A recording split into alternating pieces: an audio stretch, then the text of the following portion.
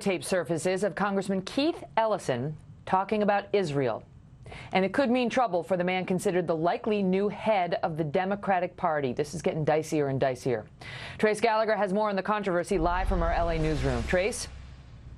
Megan, when Minnesota Congressman Keith Ellison first made his bid to become the next chair of the Democratic National Committee, much was made of his past controversies, including his involvement with the Nation of Islam and his defense of Louis Farrakhan's anti-Semitic remarks. But even the Anti-Defamation League, which bills itself as a Jewish non-governmental group, defended Ellison, saying it appreciated his contrition and would not rush to judgment. But now more of Congressman Ellison's previous comments have come to light, including audio tape of a speech Ellison gave in 2010 referring to Israel. Watch. The United States foreign policy in the Middle East is governed by what is good or bad through a country of 7 million people. A region of 350 million. All turns on a country of 7 million. Does that make sense? No. Is that logic? No. Right? When the Americans who trace their roots back to those 350 million get involved, everything changes. Can I say that again?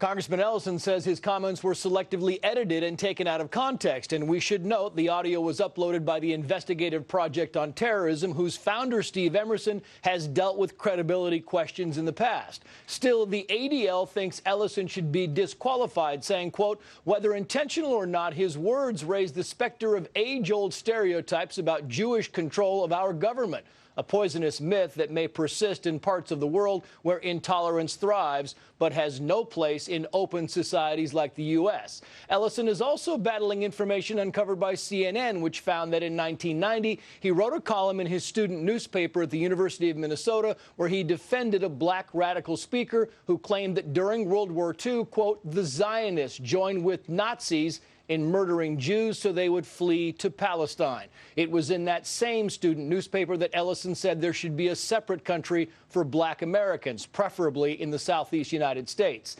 Incoming Senate Minority Leader Chuck Schumer, who initially backed Keith Ellison for DNC chair, says his support still stands. Megan. Trace, thank you. Joining me now with more, Fox News contributor and townhall.com editor Katie Pavlich and DNC platform committee member Namiki Konst. Wow, there's a lot to unpack there. Katie, let me start with you. And this is a guy who defended Louis Farrakhan as not anti-Semitic, who called him a role model. He called Farrakhan a role model, a guy who called Judaism a gutter religion and said Hitler was a great man. And now they're thinking about making Congressman Ellison the head of the Democratic Party. Your thoughts?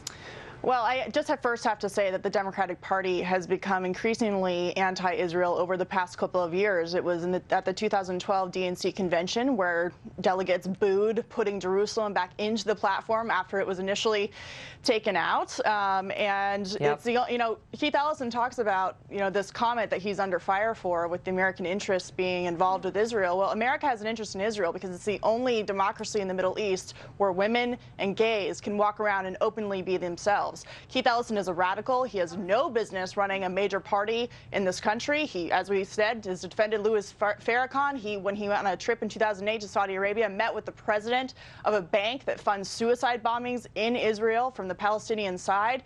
He has also defended cop killer Assata Shakur, which is a whole other issue. So he's a radical who has no business in being at the head of a major party in this country. Namiki, the ADL now has come out and said, look, we initially defended him, but we view these remarks as disturbing and disqualifying. Why are they wrong? Well, they're wrong because, let's be clear here, there are a lot of remarks being taken out of context, being pulled from years ago in snippets, and specifically this audio is mentioned by that was 2010. Well, right. The stuff about why do we dictate our Middle East policy based on the 7 million was 2010. Edited by somebody who the Southern Poverty Law Center called an anti-Muslim extremist. He's not denying it. He's not denying it. We heard it for ourselves. I'm saying that but the person who edited this footage. Now, to be clear, let's be very clear here. Keith Ellison has been one of the strongest allies for Israel. And let me explain why. He has fought against Holocaust deniers in the Minnesota State Legislature. He fought for $27 billion in Israel funding. He has been a humanitarian. All you have to do is look at his record. And you just look at his allies on top of it. We are looking Senator at his record. Schumer. And he said Louis Farrakhan is not anti-Semitic, a man who said Hitler is great and Judaism is a gutter religion. He was never a member. Let me be very clear. He has never been a member of the Nation of Islam. I know Keith Ellison. But he defended that guy as not anti-Semitic. How do you call Louis Farrakhan not anti-Semitic? Louis Farrakhan organized the Million Man March. Come on. Well, let me. You remember what the Million Man March was? Yes, that doesn't make And as he marched, he got in his head. Jews are part of a gutter religion. Maya Angelou was at the Million Man March. You know, so many leaders were the Million Man March. It does, because Maya Angelou never came out and said Farrakhan was not anti-Semitic. Go ahead, Katie. Keith Ellison never said anything anti-Semitic specifically.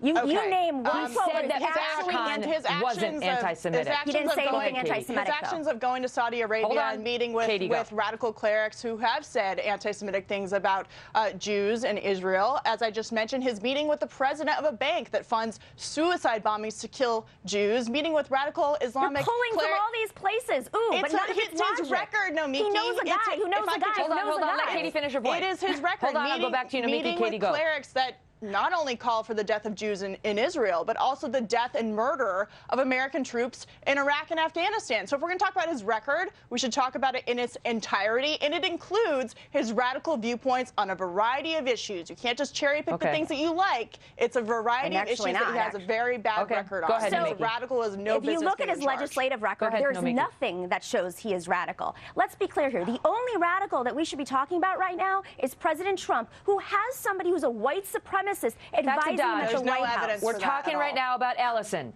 So Ellison, go ahead. You have the floor on Ellison, Namiki. As somebody who was on the platform committee, who helped pass the most progressive platform, the most pro-Israel platform in the history of the Democratic Party, who was there doing that? That was Representative Keith Ellison. He has the strongest record of humanitarian issues in Congress. He is somebody who wants to reform the Democratic Party, and there is not one comment that is anti-Semitic. I gotta go, but I gotta ask you quickly, Namiki. I gotta ask you quickly. Namiki. 26 years ago, he offered support for a separate country for Black Americans, saying they'd have the option of choosing their own land base or to remain in the United States. Since Black people toiled most diligently in the southeastern section of the United States, that quite naturally would be the most suitable. That means Arkansas, Alabama, Georgia, Louisiana, and Mississippi. Blacks, of course, would not be compelled to move to the Black state. Peaceful whites would not be compelled to move away.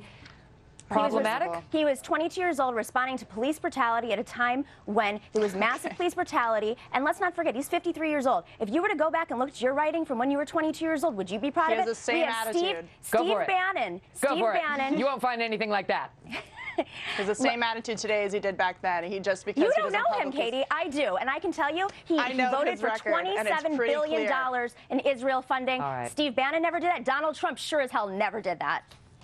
Okay. All right. Good to see you both. Thanks, Maya. Fiery. Taking your thoughts on that. Facebook.com/The Kelly File on Congressman Keith Ellison and whether he should be the new DNC chair. So you may have heard Bill Bennett in our first block suggesting that Pete Hegseth